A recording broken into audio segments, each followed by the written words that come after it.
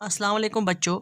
हमें आज मोहम्मद हसीन आज़ाद की नज़म का दूसरा बंद पढ़ना है। पढ़ने के बाद हम मुश्किल अल्फाज के माने जानने की कोशिश करेंगे।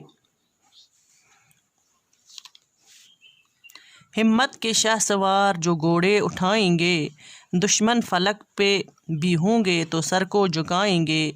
तूफ़ान बुलबुलों की तरह बैठ जाएंगे, नेकी के ज़ोर उठ के बदी को दबाएंगे।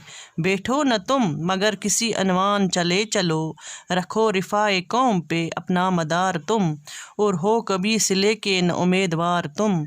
इज़्ज़त खुदा जो देवे तो फिर क्यों हो ख्वार तुम, दो रुख को आब फ़ख्र से रंगे बहार तुम। अब पहले मुश्किल अल्फाज के माने जानेंगे। पहला लफ्ज़ है हिम्मत, ताकत, जुरत। फलक, फलक आसमान को कहते हैं। फिर है दूसरा रिफ़ाए कौम, लोगों की भलाई, लोगों के साथ अच्छा बर्ताव, फलाह बहबूद। फिर है तीसरा मदार, मदार हुआ इन्हिसार, दारो मदार, किसी पे डिपेंड, इन्हिसार। ख्वार, ख्वार हुआ जलील, बेइज्जत। फिर है सिला, सिला कहते हैं बदले को, कीमत को, मुआवजे को। अब हम इसकी तशरीह करेंगे।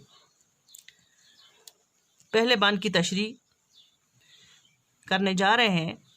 इस बंद में शायर फरमाते हैं कि जो लोग अपनी हिम्मत से काम लेकर जुर्रत के घोड़ों पर सवार होकर मंजिल की तरफ चल पड़ेंगे, तो अगर आपके दुश्मन आसमान पर भी होंगे तो वो आपकी हिम्मत के आगे अपने सर झुकाएंगे, और सामने आने वाला हर तूफ़ान पानी के बुलबुले की तरह ख़त्म हो जाएगा।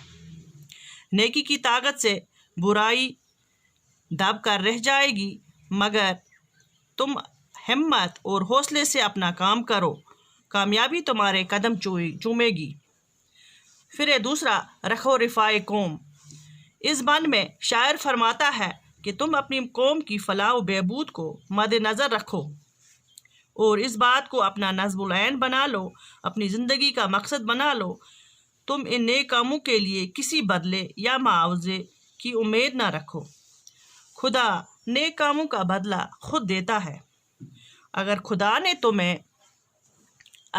ने तुम्हें इज्जत अता की है तो तुम क्यों जलील कहलाओगे।